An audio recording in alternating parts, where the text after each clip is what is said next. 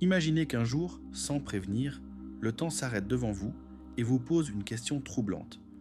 Où voulez-vous être lorsque les années pèseront plus lourd que les jours ? La vieillesse n'arrive pas avec des fanfares ou des annonces grandiloquentes. Elle se glisse silencieusement comme une ombre qui s'allonge au crépuscule, transformant tout sur son passage. Ce n'est pas seulement une étape de la vie, mais un miroir qui reflète nos illusions, nos attentes et, dans bien des cas, nos déceptions les plus profondes. Où devriez-vous vivre lorsque vous atteindrez cette étape ? Dans la chaleur d'un foyer partagé avec vos enfants ? Dans la quiétude d'un espace qui vous appartient, où la solitude est un choix et non un fardeau ? Ou peut-être dans une résidence qui promet des soins, mais qui parfois ressemble à un compromis avec l'intimité ? Ce n'est pas une question anodine, c'est une décision qui touche des fibres essentielles, l'indépendance, la dignité, le poids des attentes non réalisées et le désir ardent de trouver un lieu où l'âme puisse trouver le repos. Restez avec nous, car aujourd'hui, nous allons explorer ces questions à travers des histoires vraies, des réflexions philosophiques et un regard brut mais honnête sur ce que signifie vivre avec authenticité dans la vieillesse. Préparez-vous à vous questionner, à ressentir et à repenser ce que vous croyez savoir sur cette étape de la vie.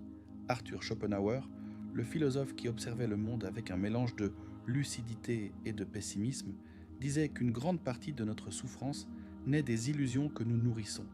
L'une des plus persistantes est la croyance que la vieillesse sera une étape dorée, un temps où les enfants nous entoureront d'amour, d'attention et d'une compagnie constante qui remplira les jours de chaleur. L'image est presque cinématographique. Un vieillard assis en bout de table familial, racontant des histoires à ses petits-enfants, recevant des sourires et des soins, étant le pilier d'un foyer plein de vie. Mais que se passe-t-il lorsque cette image s'efface face à la réalité ? Que se passe-t-il lorsque, au lieu de rire partagé, nous trouvons des silences gênants, des regards distraits et une distance émotionnelle que personne n'avait prévue ? La vieillesse n'est pas seulement un changement physique, c'est un défi émotionnel et existentiel qui nous oblige à affronter des questions que nous avons évitées pendant des années. Tout au long de ce texte, nous allons plonger dans ces questions, non pas pour vous donner une solution définitive, mais pour vous inviter à réfléchir à ce qui compte vraiment lorsque les années accumulées commencent à peser plus lourd que les projets d'avenir. L'idée de vivre avec ses enfants semble, à première vue, l'option la plus naturelle et réconfortante. Après tout, qui mieux que la famille pour nous accompagner dans cette étape ? Cependant, la réalité est souvent plus complexe. Les enfants, pris dans le tourbillon de leur propre vie, le travail, les responsabilités, l'éducation de leurs propres enfants, n'ont pas toujours le temps, l'énergie ou la disponibilité émotionnelle pour offrir la compagnie que les parents attendent. Ce n'est pas une question de manque d'amour, mais de priorités qui changent avec le temps. Comme le disait Schopenhauer, attendre trop des autres, c'est ouvrir la porte à la déception. Les parents, qui autrefois étaient le centre du foyer, peuvent se retrouver relégués à un coin de la vie familiale, transformés en une présence secondaire dans une maison qui bouillonne d'activité mais manque de connexion. Les conversations se réduisent à des salutations précipitées, les repas deviennent mécaniques et le silence s'installe comme un compagnon constant occupant les espaces autrefois remplis de rires et de discussions profondes. Imaginez Maria, une femme de 78 ans qui, après être devenue veuve, a accepté l'invitation de sa fille à venir vivre avec elle. L'idée était simple et réconfortante.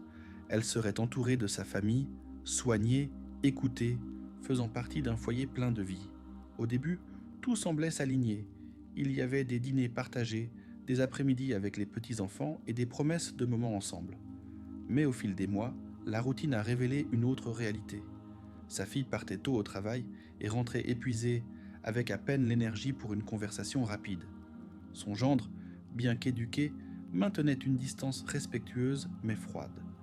Les petits-enfants, adolescents immergés dans leur monde numérique, levaient à peine les yeux de leurs écrans. Maria ne pouvait pas pointer un moment précis où les choses avaient changé. Il n'y avait pas eu de dispute ni de discussion. Seulement une solitude qui s'était insinuée peu à peu, remplissant les espaces vides de la maison. La télévision est devenue sa compagne la plus fidèle, et le silence, un écho de ses propres pensées.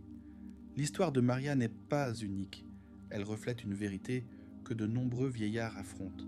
Vivre avec la famille ne signifie pas toujours se sentir accompagné. Schopenhauer nous offre une perspective dure mais éclairante. Les liens familiaux, bien que profonds, sont souvent marqués par l'obligation plus que par une affinité véritable. Lorsque la cohabitation repose uniquement sur un sentiment de devoir, l'affection peut se transformer en fatigue et la proximité en une source de tension silencieuse. Les enfants n'arrêtent pas d'aimer leurs parents, mais leurs vices sont remplis d'exigences, des emplois exigeants, des enfants en bas âge, des factures à payer, des objectifs à atteindre.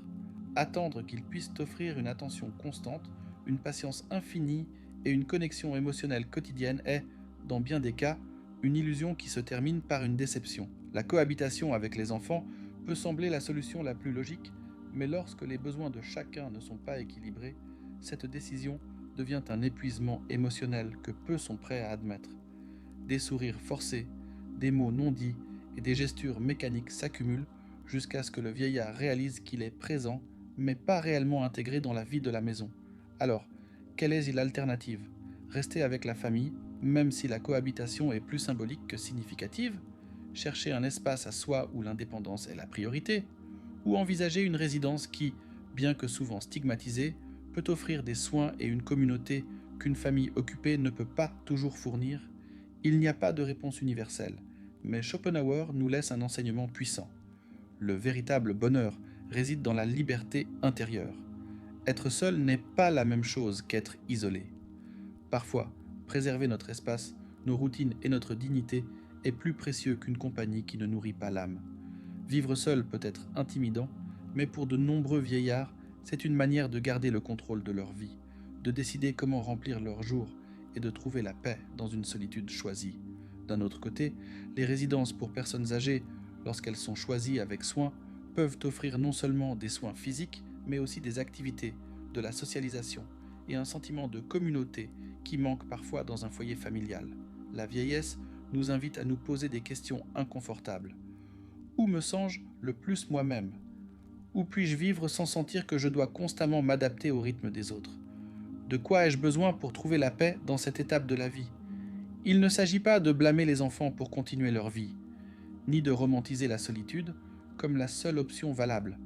Il s'agit de regarder la vieillesse avec honnêteté, de reconnaître que l'amour véritable n'exige pas une présence constante, mais le respect des limites et des rythmes de chacun. Schopenhauer croyait que la plus grande sagesse réside dans le fait de savoir quand s'éloigner pour préserver ce qui reste d'affection sincère. Peut-être que la clé n'est pas de chercher la proximité à tout prix, mais de trouver un lieu où nous pouvons être nous-mêmes, avec moins d'attente et plus de vérité. Pensez à Juan, un homme de 82 ans qui a décidé de vivre seul après la mort de sa femme. Au début, ses enfants ont insisté pour qu'il emménage avec eux, inquiets pour son bien-être. Mais Juan savait qu'il avait besoin de son propre espace, un lieu où il pouvait lire ses livres, écouter sa musique et maintenir ses routines sans se sentir comme un fardeau. Ce ne fut pas une décision facile. Il y eut des moments de solitude, mais aussi de liberté. Juan a trouvé dans cette indépendance une manière de se reconnecter avec lui-même, de redécouvrir qui il était au-delà de son rôle de père ou d'époux. Son histoire nous rappelle que la vieillesse n'est pas une fin, mais une opportunité de vivre avec authenticité, de choisir comment nous voulons remplir nos jours. En fin de compte, la question la plus importante n'est pas « avec qui dois-je vivre ?», mais « où puis-je continuer à être moi-même ?» Parce qu'après une vie dédiée aux autres, à élever des enfants, à construire des familles, à répondre aux attentes, vous méritez un espace où vous pouvez vivre avec sérénité, avec dignité et avec une vérité qui ne dépend pas de l'approbation ou de la présence des autres. La vieillesse est un nouveau chapitre, pas un épilogue. C'est un moment pour redécouvrir qui vous êtes, pour lâcher les illusions qui ne servent plus et pour embrasser la vie avec une honnêteté que seules les années peuvent enseigner. Si cette réflexion vous a fait réfléchir, nous vous invitons à continuer d'explorer ces idées avec nous. Partagez vos pensées, vos expériences, vos doutes. Où pensez-vous que se trouve la paix dans la vieillesse ? La réponse pourrait changer la manière dont vous voyez l'avenir. Fermez les yeux et imaginez une maison débordante de vie, l'écho des rires enfantins qui s'infiltrent depuis la cour, le tintement des assiettes dans la cuisine, le murmure des projets tissés entre chuchotement et empressement. Au centre de ce tourbillon d'activité, une femme âgée reste assise, immobile, les mains jointes et le regard perdu dans un horizon qu'elle seule peut voir. Elle est entourée de sa famille, mais elle se sent comme une ombre sur une toile de lumière, une présence qui s'efface dans le tumulte. Vous est-il déjà arrivé de sentir que vous êtes à côté de ceux que vous aimez, mais à un abîme de distance de leur cœur ? Ce n'est pas une histoire d'abandon, mais de la douleur silencieuse d'être proche et pourtant de se sentir profondément seul. Le salon, qui autrefois était un refuge de confidences nocturnes, de rires partagés et d'histoires qui s'étiraient jusqu'à l'aube, s'était transformé en un espace d'attente. Elle s'asseyait là, espérant un geste, une question, un instant de connexion qui arrivait rarement. La cuisine, où autrefois l'arôme de ses plats réunissait tout le monde autour de la table, était désormais un lieu de passage avec des comptoirs froids et des chaises vides. La maison était pleine, ses enfants, ses belles-filles, ses petits-enfants, mais elle se sentait comme un spectre, présente mais invisible. Un après-midi, alors qu'elle essayait de partager un souvenir de son enfance, sa fille l'interrompit avec un soupir. « Maman, pas maintenant, je suis très occupée. » Les mots n'étaient pas cruels, mais ils coupaient bien comme un couteau aiguisé, un rappel tacite que sa présence était tolérée, mais pas véritablement intégrée. Elle était proche, mais profondément seule. Schopenhauer, avec son regard pénétrant sur la condition humaine, avertissait qu'attendre des autres ce qu'ils ne peuvent offrir est le chemin le plus sûr vers la frustration. La proximité physique, comprit-elle, ne garantit pas l'intimité émotionnelle. Vivre sous le même toit ne tisse pas les liens de l'affection. Elle commença à remarquer les signes, petits mais révélateurs, des conversations qui se déroulaient autour d'elle sans l'inclure, des décisions prises sans la consulter, des regards qui évitèrent le sien, esquivant le contact avec une rapidité qui faisait mal. On la traitait avec respect, oui, mais c'était un respect distant, comme celui qu'on offre à un visiteur qui s'est attardé trop longtemps. La vérité s'installa dans sa poitrine comme une pierre, elle ne faisait plus partie du rythme de cette maison. La vie qu'elle avait construite pour sa famille avait évolué et elle n'en était plus le centre. Vous est-il déjà arrivé de sentir que vous vous effacez dans un lieu où tous les autres brillent ? La douleur d'être physiquement présent mais émotionnellement invisible est une blessure qui grandit en silence. Schopenhauer mettait en garde contre l'idéalisation des relations, arguant que la désillusion n'est pas un échec, mais une fenêtre vers la réalité. Pour elle, la réalité était claire. Cette maison, pleine des personnes qu'elle aimait le plus, n'était plus son lieu. Les routines, les priorités, les règles tacites appartenaient à une génération plus jeune, à un rythme plus rapide, à une histoire différente. Nier cette vérité serait s'accrocher à une illusion qui ne ferait qu'approfondir sa solitude. Ainsi, pour la première fois depuis des années, elle tourna son regard vers elle-même. Qu'est-ce qui la rendait heureuse ? Qu'est-ce qui lui redonnait la paix ? L'idée d'un espace à elle, modeste, silencieux, mais entièrement sien, commença à prendre forme comme un phare dans la brume. Ce n'était pas de l'égoïsme, c'était une manière de préserver sa dignité. Car l'amour, comprit-elle, n'est complet que lorsqu'il est réciproque, lorsqu'il vous voit, vous écoute et vous embrasse dans votre essence.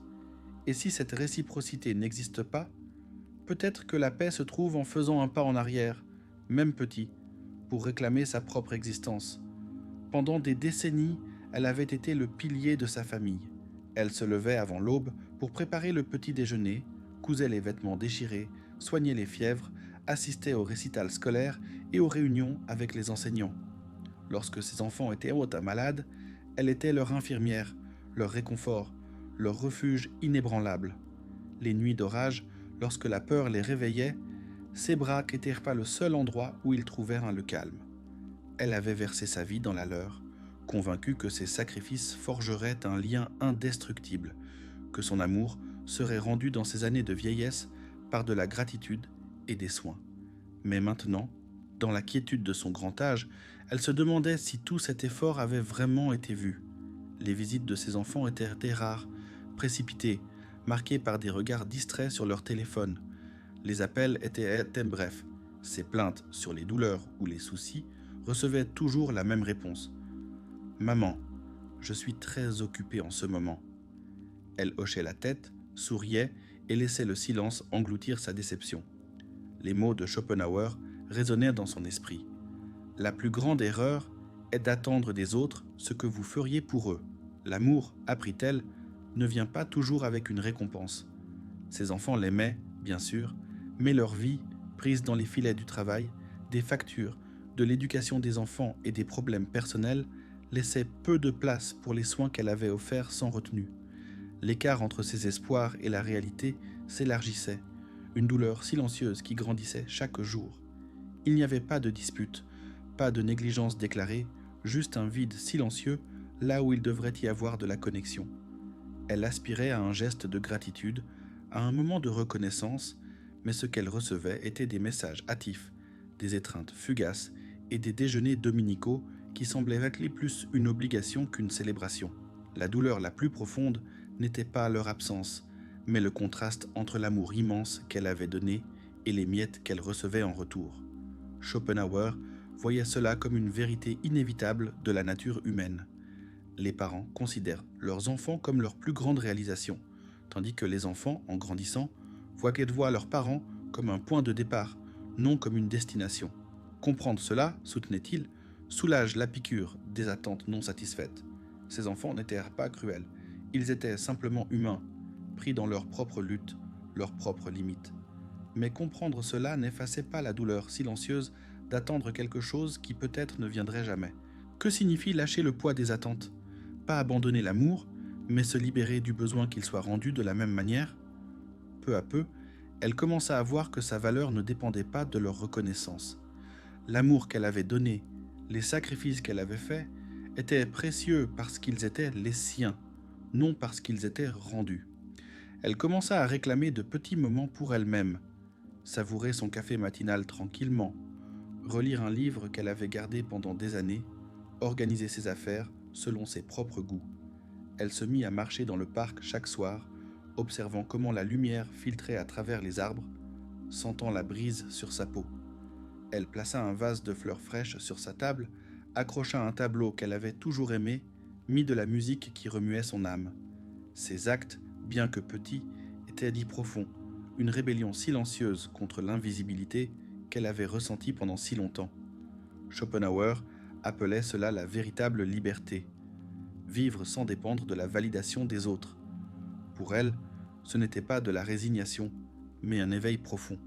En relâchant l'exigence silencieuse de gratitude, elle découvrit une gratitude pour elle-même, pour sa force, sa résilience, sa capacité à aimer, même si personne d'autre ne le remarquait. Des années après la mort de son mari, son fils lui fit une invitation. « Maman, pourquoi ne viens-tu pas vivre avec nous ? Ce sera plus facile, et nous serons ensemble. » L'offre était chaleureuse, généreuse, presque impossible à refuser. Pourtant, un instinct silencieux l'arrêta. Ce n'était pas de l'orgueil, pas de l'entêtement, mais une légère conscience qu'accepter pourrait signifier renoncer à quelque chose de vital, son autonomie, son rythme, son sens de soi. Schopenhauer croyait que préserver le monde intérieur est la clé pour résister au chaos extérieur. Emménager chez son fils, même avec l'amour comme motif, pourrait signifier perdre la dignité tranquille qu'elle avait lutté pour maintenir, l'espace où elle pouvait encore être elle-même. Au lieu de cela, elle choisit une voie différente. Avec ses modestes économies, elle loua un petit appartement à quelques rues de là, une chambre simple, une cuisine chaleureuse, une salle de bain et un balcon étroit avec vue sur une rue arborée. Au début, la solitude pesait comme une dalle. Les repas en solitaire étaient silencieux, l'absence de voix était un contraste brutal avec le chaos animé de la maison de son fils. Mais peu à peu, elle construisit une nouvelle routine. Elle se réveillait quand elle voulait, lisait le journal matinal sans interruption, cuisinait des plats simples qui lui plaisaient. Elle plaça une plante sur le balcon, réorganisa ses livres sur une étagère qu'elle avait elle-même choisie, écouta de la musique qui lui rappelait sa jeunesse. Ces décisions, qui pourraient sembler insignifiantes, étaient des actes profonds de récupération. Elle continuait de rendre visite à la famille de son fils, partageait des déjeuners dominicaux, assistait au récital de ses petits-enfants et offrait son aide quand elle le pouvait. Mais à la fin de la journée, elle rentrait dans son propre espace où sa présence n'était ni une faveur ni une gêne. Elle était simplement la sienne, complète et authentique. Vous est-il déjà arrivé de considérer ce que signifie vous appartenir à vous-même. L'indépendance dans la vieillesse n'est pas un luxe, c'est une bouée de sauvetage. La sagesse de Schopenhauer tranche comme un couteau à travers les illusions auxquelles nous nous accrochons. La véritable paix arrive lorsque nous vivons sans le poids des attentes. Elle avait passé des années à croire que la famille signifiait l'appartenance, que partager un foyer signifiait partager une vie. Mais dans son petit appartement, entouré de ses propres choix, elle comprit. L'appartenance commence de l'intérieur. Elle n'attendait plus d'être vue. Elle ne mesurait plus sa valeur par l'attention des autres. Elle vivait pleinement pour elle-même. Et dans ce choix, elle trouva une liberté qu'elle ne savait pas avoir perdue. La liberté d'exister, de respirer, d'être, sans excuse ni attente. Schopenhauer aurait peut-être appelé cela le début de la véritable sagesse, le courage de lâcher les illusions et d'embrasser la vérité, même lorsqu'elle est douloureuse, même lorsqu'elle est solitaire, car ce n'est qu'alors que vous pouvez vraiment vivre. Imaginez un coin du monde où chaque objet, chaque silence, chaque choix reflète qui vous êtes. Et si le secret pour vivre pleinement était de protéger cet espace où vous restez vous-même? Pour de nombreuses personnes âgées, leur petit appartement, leur modeste chambre ou même un coin tranquille de leur maison n'est pas seulement un lieu physique, c'est un refuge où leur identité reste intacte.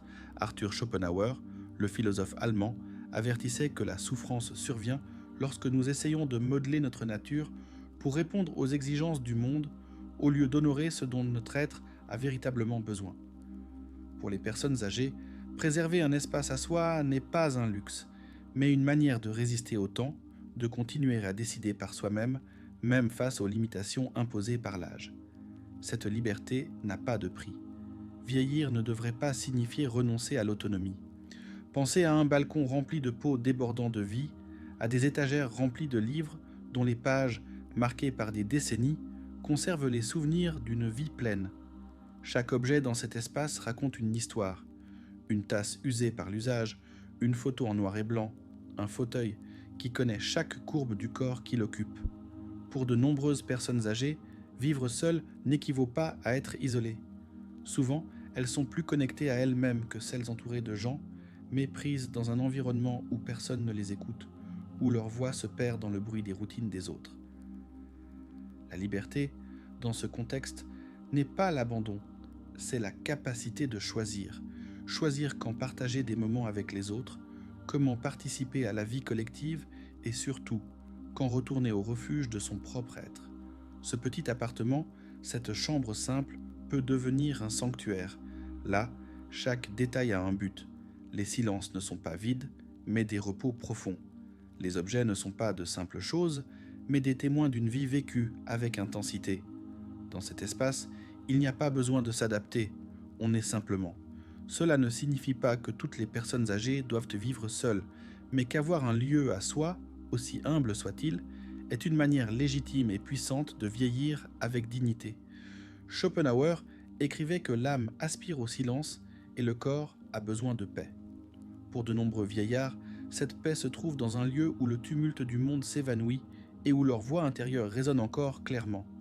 Cependant, toutes les personnes âgées ne s'accrochent pas à leur solitude. Considérez l'histoire d'une femme âgée au caractère fort et à l'esprit indomptable qui rejetait avec véhémence l'idée de déménager dans une résidence pour personnes âgées. Ces endroits sont là où les rêves vont s'évanouir, disait-elle, convaincue que de telles institutions représentaient l'abandon, la perte d'identité, la fin de l'autonomie. Comme beaucoup de sa génération, elle associait les résidences à l'oubli, à des horaires rigides qui étouffent l'individualité et transforment la vie en une attente sans but. Schopenhauer comprenait cette résistance. Il soutenait que les êtres humains s'accrochent aux formes connues par peur d'affronter un monde en constant changement. Pour cette femme, cette peur était réelle. Elle craignait de perdre le contrôle de sa vie, de devenir une ombre d'elle-même, dépouillée de son essence. Avec le temps, les signes de fragilité commencèrent à apparaître. Des oublis petits mais récurrents, des douleurs qui ne cédaient à pas, des difficultés pour des tâches autrefois routinières. Ses enfants, inquiets pour son bien-être, insistèrent. « Maman, dans une résidence, tu auras des soins médicaux, de la compagnie, de la sécurité. » À contre-cœur, elle céda. Les premiers jours semblaient les confirmer ses pires craintes. Des chambres inconnues, des horaires stricts, des visages étrangers. Elle se sentait déracinée, comme si sa vie ne lui appartenait plus. Mais peu à peu, quelque chose changea. Elle découvrit un monde nouveau. Elle rencontra d'autres personnes comme elle, avec des histoires de lutte, d'amour et de perte. Ils partageaient pour des parties de domino, des promenades dans le jardin, des lectures à voix haute. Elle renoua avec une amie d'enfance, également résidente, et leurs rires partagés ravivèrent des souvenirs oubliés. Pour la première fois depuis longtemps, elle sentit qu'elle appartenait à quelque chose de plus grand qu'elle-même. Schopenhauer enseignait que le sens de la vie surgit lorsque nous cessons de résister à ce qui est et commençons à valoriser ce qui peut encore être. Pour cette femme, la résidence, qu'elle voyait initialement comme la fin, devint le début d'une nouvelle étape. Ce n'était pas parfait. Il y avait des jours où les horaires rigides la frustraient, ou où elle regrettait son ancienne indépendance, mais c'était un lieu organisé, respectueux et humain. Le problème, souvent, ne réside pas dans l'institution elle-même, mais dans les attentes que nous projetons sur elle. Les familles croient souvent que le meilleur endroit pour une personne âgée est le foyer d'un enfant. Les personnes âgées, de leur côté, considèrent leur maison de toujours comme irremplaçable. Cependant, la réalité contredit parfois ces croyances. Il y a des foyers qui, bien que confortables, sont des prisons silencieuses. Il y a des familles bien intentionnées, mais sans les ressources ou le temps pour offrir des soins adéquats. Et il y a des résidences qui, loin d'être froides, offrent plus de vie, plus de connexion et plus de dignité que certains foyers. Toutes les résidences ne sont pas idéales, bien sûr. Certaines manquent tant de soins, de chaleur, de respect. C'est pourquoi le choix doit être fait avec soin, avec discernement, mais aussi avec courage. Accepter qu'un nouvel environnement peut apporter des bénéfices n'est pas une reddition, mais un acte de sagesse. Pour cette femme, la décision marqua un tournant. Elle continuait de recevoir les visites de ses enfants et petits-enfants, mais elle avait désormais sa propre routine, ses propres amis, son propre espace au sein de la communauté. Elle cessa d'être la vieille femme solitaire qui attendait un coup de téléphone. Elle se sentit de nouveau vue, utile, écoutée. Schopenhauer nous rappelle que la paix arrive lorsque nous relâchons les idées rigides sur comment les choses devraient être et ouvrons un espace pour ce qu'elles peuvent être. Dans ce cas, la résidence ne fut pas un abandon, mais une renaissance. Maintenant, considérez une autre histoire qui illustre l'autre face de la médaille. Regardez attentivement. Un homme âgé vit avec son fils. Il est propre, nourri, en sécurité. À première vue, tout semble en ordre. Mais si vous observez de plus près, vous remarquerez quelque chose qui n'apparaît pas dans les photos de famille ni dans les conversations banales. Il est recroquevillé, pas physiquement, mais intérieurement. Ses désirs passent toujours au second plan. Ses opinions sont rarement prises en compte. Ses choix, de l'heure de se coucher à ce qu'il mange ou au programme qu'il regarde, ont été remplacés par les décisions des autres. Quand a-t-il cessé d'être le protagoniste de sa propre vie ? Schopenhauer avertissait que vivre à la merci des autres génère une inquiétude constante. La dépendance, bien que parfois nécessaire, peut devenir une prison subtile, non par manque d'amour, mais par l'érosion lente de l'identité. La dépendance ne se mesure pas toujours en besoins physiques, elle se mesure dans les silences, dans les conversations interrompues, dans les désirs ignorés, dans les petites renonciations quotidiennes. Les enfants, avec les meilleures intentions, commencent à décider pour leurs parents « Papa, c'est plus facile comme ça. Maman, ne t'inquiète pas pour ça. » Mais chaque décision prise à leur place, chaque choix qui leur est enlevé, leur fait sentir qu'ils ne sont plus qui ils étaient. L'âge avance, le corps perd de son agilité, et il est facile de tomber dans le piège de traiter les aînés comme s'ils étaient incapables de penser par eux-mêmes. Ce que beaucoup ne voient pas, c'est combien il est douloureux de ne pas être écouté. Quel vide laisse le fait d'être traité comme un personnage secondaire dans une vie qui ne vous appartient plus. Il existe des chemins possibles, un espace à soi, qu'il s'agisse d'un appartement, d'une chambre ou même d'une résidence bien choisie, peut rendre la dignité perdue. Il ne s'agit pas de rejeter l'aide, mais de récupérer le droit de choisir.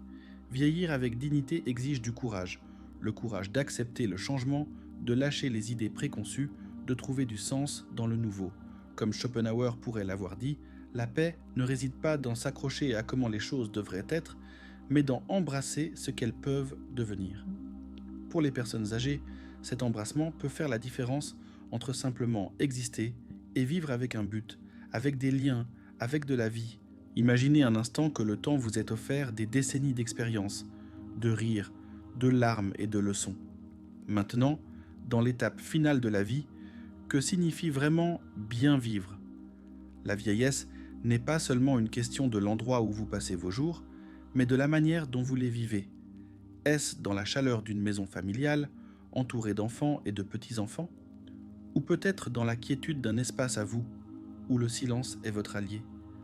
La réponse n'est pas simple, mais elle est profondément personnelle. Accompagnez-moi dans cette réflexion sur l'autonomie, la dignité et la liberté de choisir dans le troisième âge. Vivre seul, mais pas isolé. Avoir des soutiens qui respectent vos rythmes, qui ne vous imposent ni horaire ni décision. Créer des routines qui s'adaptent à vous, où vous pouvez continuer à faire partie des choix qui façonnent votre quotidien. Car au fond, la dignité ne se mesure pas par le lieu où vous vivez, mais par combien vous pouvez décider par vous-même. Comme le disait Schopenhauer, la véritable richesse réside dans l'indépendance de l'esprit, pas dans les commodités matérielles. Après tant d'années, ce dont une personne âgée a besoin n'est pas quelqu'un qui fasse tout pour elle, mais quelqu'un qui lui permette de rester qui elle est. La question qui résonne est: où une personne âgée doit-elle vivre ? Avec ses enfants pour être proche de la famille, seule pour protéger son indépendance, ou dans une résidence avec des soins spécialisés et la compagnie d'autres de sa génération ? Il n'y a pas de réponse unique, car il n'y a pas de vie unique. Chaque personne porte en elle une histoire, un tempérament, des désirs et des limites différents. Ce qui est liberté pour l'un peut être solitude pour l'autre. Ce qui est sécurité pour l'un peut être une cage pour l'autre. C'est pourquoi cette décision doit être prise avec moins de culpabilité et plus de clarté. De nombreuses personnes âgées sentent que choisir l'indépendance, c'est comme rejeter leur famille. D'autres voient la cohabitation avec leurs enfants comme un signe de faiblesse, et certains perçoivent que les résidences comme un symbole de défaite. Mais ces idées ne sont que des échos de normes sociales qui ne s'alignent pas toujours avec la réalité. Schopenhauer nous enseignait que la vie devient plus légère lorsque nous cessons de la comparer à des idéaux impossibles.